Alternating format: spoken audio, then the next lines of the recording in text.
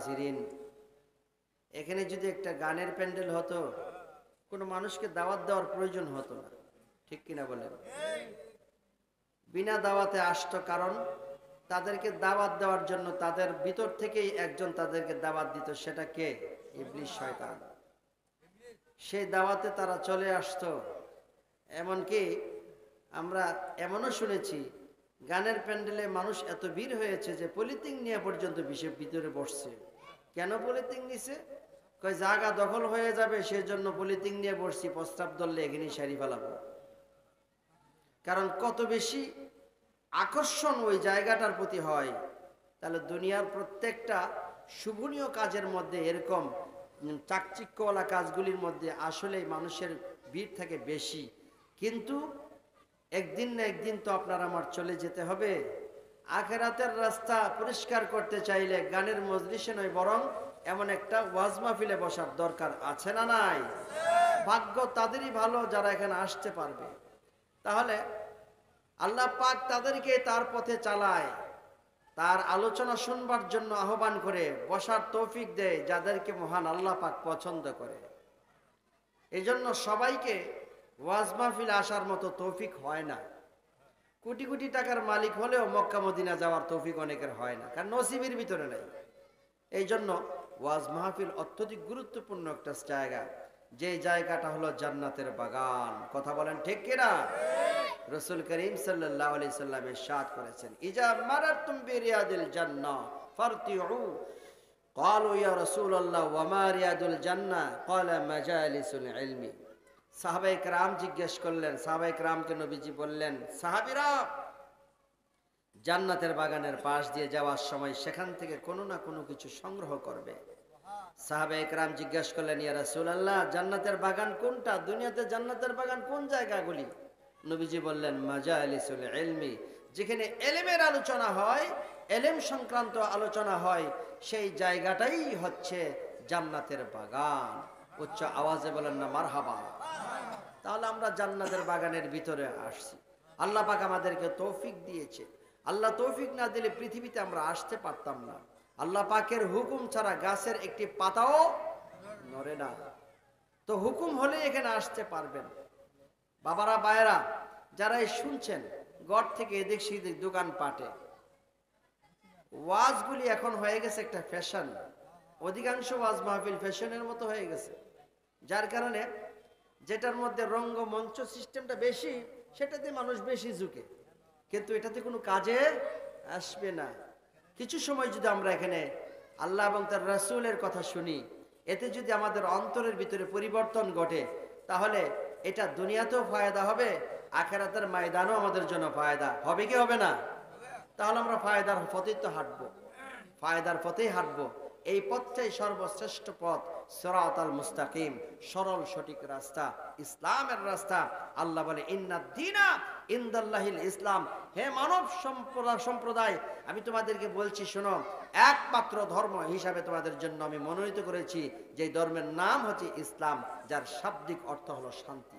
এই শান্তির ধর্ম ইসলাম, এই ধর্মের মধ্যেই রয়েছে শান্তি। আমরা মুসলমান হওয়ার সঙ্গে সঙ্গে আমাদের কিছু কাজ রয়েছে। কি কাজ? আল্লাহ বলে, ওয়ামা খলাকতুল জিন্না ওয়াল ইনসা ইল্লা লিয়াবুদুন। হে মানব সম্প্রদায়, আমি তোমাদেরকে সৃষ্টি করেছি একটি কাজের জন্য, তোমাদেরকে এবং জিনদেরকে সৃষ্টি করেছি একটি কাজের জন্য। সেটি কি? আমার ইবাদত। আমার ইবাদত করার জন্য একমাত্র সৃষ্টি করেছি। আমার ইবাদত ছাড়া দরকার তুমি সবকিছু করবা, কিন্তু মনে রেখো, হালাল পন্থায় পৃথিবীতে চলো এবং আখিরাতের রাস্তাটা তুমি পরিষ্কার করো। কারণ তুমি জানো না প্রত্যেকটা মানুষ ক্ষতিগ্রস্ত। এটা আমার কথা নয়, মহান আল্লাহ পাকের কথা। আল্লাহু আকবার বলুন। আল্লাহ পাক পবিত্র কোরআনে ইরশাদ করেছেন, আল্লাহ আসরি ইন্নাল ইনসানা লাফি খুসর। সূরা আসর আল্লাহ পাক কি বলেন? ওয়াল আসরি, আমি আসরের সময়ের কসম দিয়ে বলছি।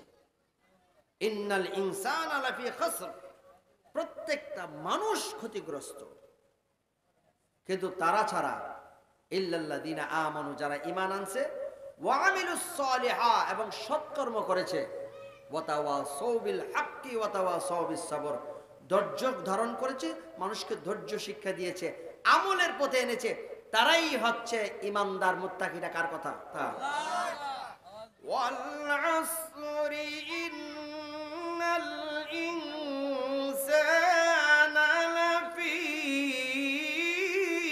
খুসর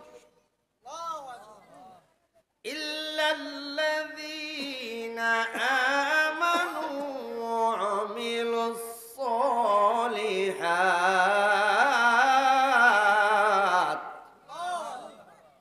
ওয়া তাওয়াসাউ বিল হাক্কি ওয়া তাওয়াসাউ বিস সবর।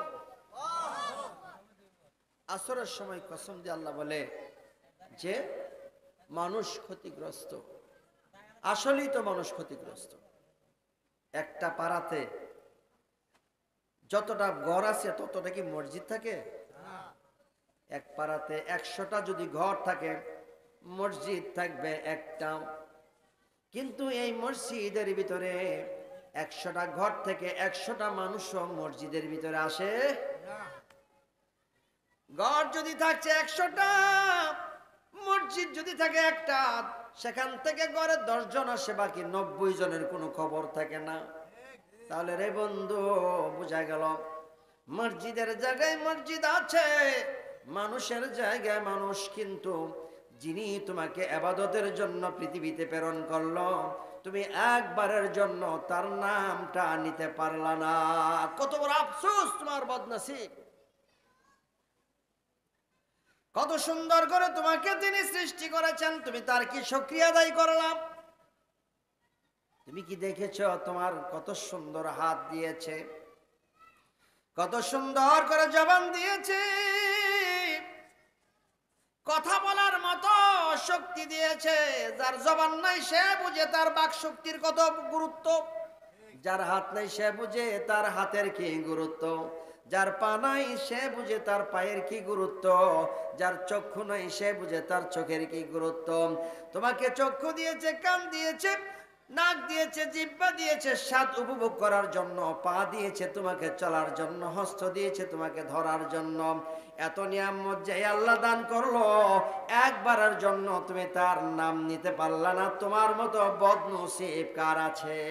তোমাকে ডাকি যদি একবার আল্লাহ, আমাকে কাছে টানো বারবার। খারাপ লাগে না? ভালো লাগে?